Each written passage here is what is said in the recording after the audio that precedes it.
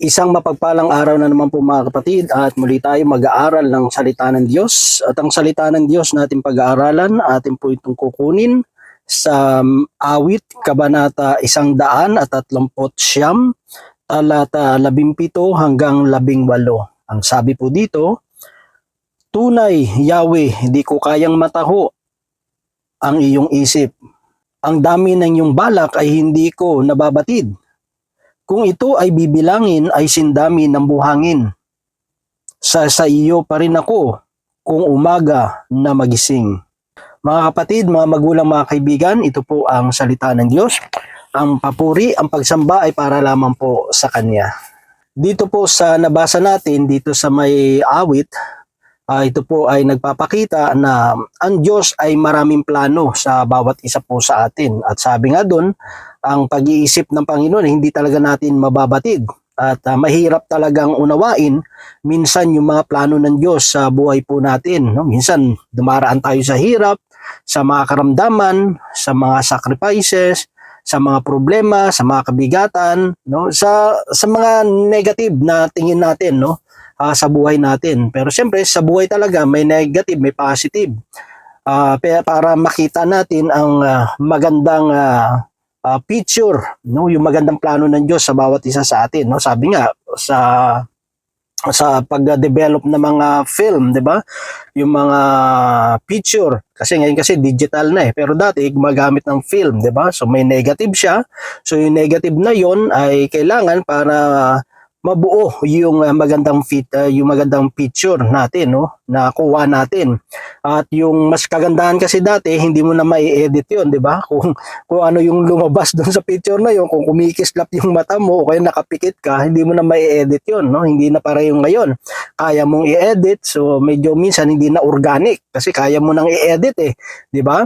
Pwede mo nang paputiin yung skin mo, di ba? O ano pa man, pwede mo pabatain o pagandahin o pagwapuin o ano pa man, pwede mo nang ma-edit no? Pero yung dati, yung talagang ginagamit, no, na yung sa mga Kodak nga, di ba? Na mga film ay talagang ano yun kung ano na yung na-shot doon, yun na yun. Hindi mo na pwedeng i-edit yun, hindi mo na pwedeng palitan yun, no? Kung ano na yung lumabas yun, yun na talaga yun, no? Kailangan mo nang tanggapin yung katotohanan. Di ba? Masakit man sa'yo na ikaw lang yung nakapikit o kaya kumikislap yung mamata, no? Para kang aswang tignan. Wala yun talaga no? You need to accept yung reality na wala talaga magagawa, hindi na pwedeng i-edit yun which is ganun talaga buhay mga kapatid diba? Ang magagawa na lang natin sa next na pagpupoto maging ano ka na, no, idilat mo yung mga mata mo kasi minsan kasi dahil sa flash, diba, napapapikit yung iba.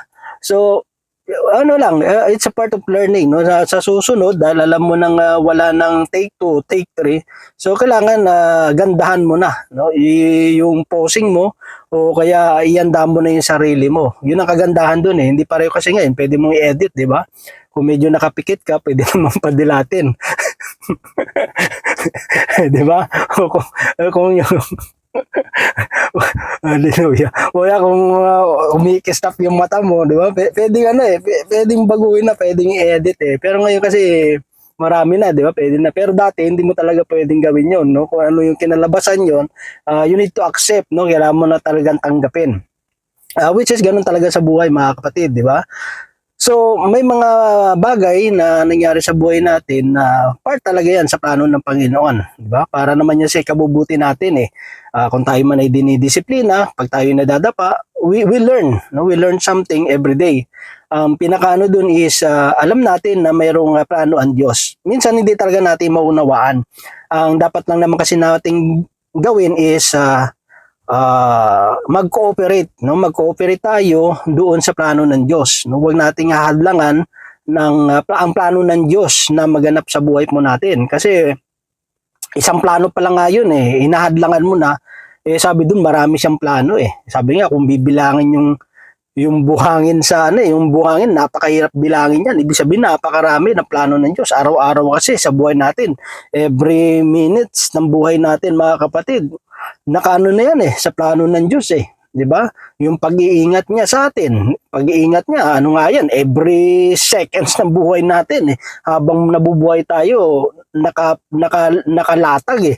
Yung pag-iingat, yung protection ng Diyos sa atin. So maraming plano ang Diyos eh. No, hindi lang yan sa magandang future natin. Lahat ng aspeto ng buhay natin, pinagplanuhan po yan ng Diyos. Diba? Yung pag-create lang ng Diyos ng katawan natin, pinagplanuhan niya ng Diyos. Kasi bakit? Kasi yung sariling katawan natin, kaya niyang i-heal yung sarili niya. May mga defense mechanism, may mga defense sa system ng katawan po natin. Diba? Kapag nagkakasugat tayo, kaya niyang pagalingin yung sugat natin. Diba? May nagre-regenerate din, diba? Pag nag-donate ka ng liver mo, ng part ng liver mo, tutubo uli yan, babalik uli. So, lahat may defense mechanism yan. Yung sa ilong natin, diba? Mayroong mga buhok-buhok diyan. Para yan sa mga alilikabok, diba? Para mapigilan yung pagpasok sa katawan natin. Yung tonsil natin, ganun din. Diba? So, minsan kapag nilalagnat tayo, reaction ng katawan yan to defense, no? Depensahan yung katawan natin. Kasi siyempre, mga viruses, diba? Bago pa na-discover na sa pamamagitan ng pagpapainit, pag pinakuluan mo, napapatay yung ibang viruses, ganoon yung katawan natin. Before pa nila na-discover yon, naging part na talaga ng katawan natin yun. Umiinit yung katawan natin kaya para yung mga bacteria o mga viruses na yun, pinapatay. Kaya umiinit yung katawan natin. Part talaga ng ano yun, ng depensa ng katawan. So, lahat yan pinaplanuhan ng Diyos yan, mga kapatid. Hindi yan yung parang basta na lang na inilagay ng Panginoon. So, doon pala may kita natin yung pagiging perfecto ng Panginoon sa pag-create pa lang sa atin. Doon pa lang mamamangha ka na. Paano ginawa ini? Nagilunggo na. Paano ito ginawa ng Diyos, mga kapatid? So dito may kita natin napakarami ng plano ng Panginoon sa bawat isa sa atin. Sabi nga, parang buhangin eh. No? Napakarami po niyan, mga kapatid. Kaya nga alam natin na lahat naman ng plano ng Panginoon. Kaya nga sabi sa Jeremiah chapter 29 verse 11, familiar tayo niyan. For I know the plan for you. No? Alam ng Diyos yung planong ginagawa niya. Alam ng Diyos. No? Ibig sabihin, meron siyang, alam niya yung kanyang ginagawa. Di ba? Hindi siya yung pareho ng tao na minsan tatanungin mo, alam mo ba yung ginagawa mo? Di ba? Pero ang Diyos, alam niya eh. No? Sabi, I know the plan na binibigay ko sa iyo, na inianda ko para sa iyo. Ibig sabihin talagang alam na alam niya yun, pinagplanuhan niya yun, mga kapatid. Hindi siya yung parang bahala na si Batman o bahala na kung anong mangyari sa akin na bukasan. Hindi po ganun ang Diyos. Ang Diyos, alam niya kapag nagplano yan, alam niya para yan siya kabubuti ng bawat isa sa atin para magkaroon tayo ng magandang future, meron tayong pag-asa sa inaharap. Hindi tayo nawawalan ng pag-asa. May magandang mangyayari sa buhay po natin. Pero siyempre, matatanggap natin ito kung tayo magko-cooperate at hindi tayo puro reklamo ng reklamo. Kasi baka mamaya isa pala yung plano ng Diyos sa atin, reklamo na reklamo tayo. So hanggang ngayon, yung isang plano nyo, hindi pa rin nagaganap sa buhay natin. Kasi bakit? Hindi tayo move sa second, third, fourth o sa mga susunod pang plano ng mabubuti ng Diyos sa atin. Na-i-stuck tayo doon pa lang sa number 1 na plano ng Diyos sa atin. Kasi bakit ayaw natin makipag-cooperate? Ayaw nating hayaan ng Panginoon. All we have to do is mag-cooperate and trust sa proseso ng Diyos. No? We need to trust yung sa plano ng Diyos sa buhay po natin. Doon tayo minsan kasi nagkakaroon ng problema eh, di ba?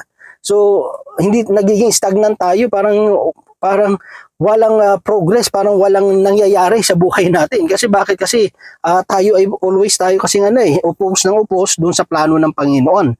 Kasi ang gusto natin, yung plano natin ang masunod, hindi yung plano ng Diyos. So dito may kita natin, mga kapatid, no? Kung ito ay bibilangin, ay sindami ng buhangin. Sa iyo pa rin ako kung umaga na sasayo pa rin ako kung umaga na magising. No? So, ibig sabihin na sa bawat pagising niya sa umaga, Lord, kung ano yung plano mo, maganap sa buhay ko. No? Yung pa rin ang mangyari, hindi ang plano ko. No? Kaya nga sa pagising natin sa umaga, patuloy natin hinihingi na maganap sa buhay natin sa araw na ito, yung plano ng Panginoon. Lord, kung anong plano mo, anong kalooban mo sa akin sa araw na ito, Lord, maganap nawa ayon sa iyong kalooban. No? Hinihingi lang natin yung lakas, yung kakayanan, yung pangunawa, no, upang ating magampanan yung mga gusto ng Diyos na gawin natin para maganap yung plano ng Diyos. Diba? Kasi plano yan ng Diyos eh.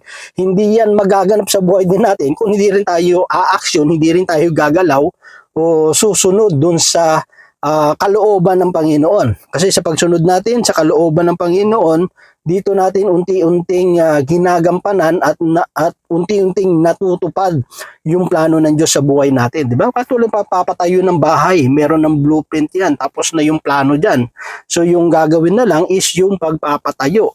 Kailangan kang sumunod sa proseso para hindi lang napatayo mo yung bahay, kundi yung bahay ay talagang magiging matibay. Di ba? Magiging maganda talaga. Hindi kasi pag hindi mo sinunod yung proseso, ay ang pagpapatayo ng plano at minadali mo lang, so napatayo mo nga yung bahay, yung disenyo nakuha mo, pero ang problema doon yung durability niya, yung stability niya, matibay ba o hindi, 'di ba? Doon naman magkakaroon ng problema. Pero kapag sumunod tayo sa tamang proseso, 100% makakasigurado tayo na na maganda at talagang 100% matibay at maaasahan. Di ba? Subok na matatag, subok na matibay. Di ba? Kasi sumunod tayo sa proseso eh. Sumunod tayo dun sa plano ng Diyos eh. So kung isipin mo, napakarami ng plano ng Diyos sa buhay natin. At lahat ng plano ng Diyos para sa ikabubuti, para dulutan tayo ng pag-asa at magandang future sa hinaharap po natin. Kaya nga kapag nakakay Lord tayo at nagpapailalim tayo, nagpapasakop tayo sa kalooban ng Panginoon, sa plano ng Panginoon, makakasigurado tayo na walang hindi maganda na mangyayari sa buhay natin, kundi lahat ay magaganda, mabubuti at siyempre, ang pinaka the best doon is mas the more tayong lumalapit at napapalapit yung relasyon natin, yung pananampalataya, yung ating pagtitiwala sa Panginoon. Kasi yun naman talaga ang dapat na mangyari sa atin. The more tayong pinagpapala, the more na nagaganap yung plano ng Diyos sa buhay natin, the more tayong nagtitiwala, the more tayong sumasampalataya, at the more na lumalapit yung ating relasyon sa Panginoon. So yun lamang mga kapatid, at nawan Diyos patuloy magpala sa bawat isa sa atin. God bless po sa ating lahat.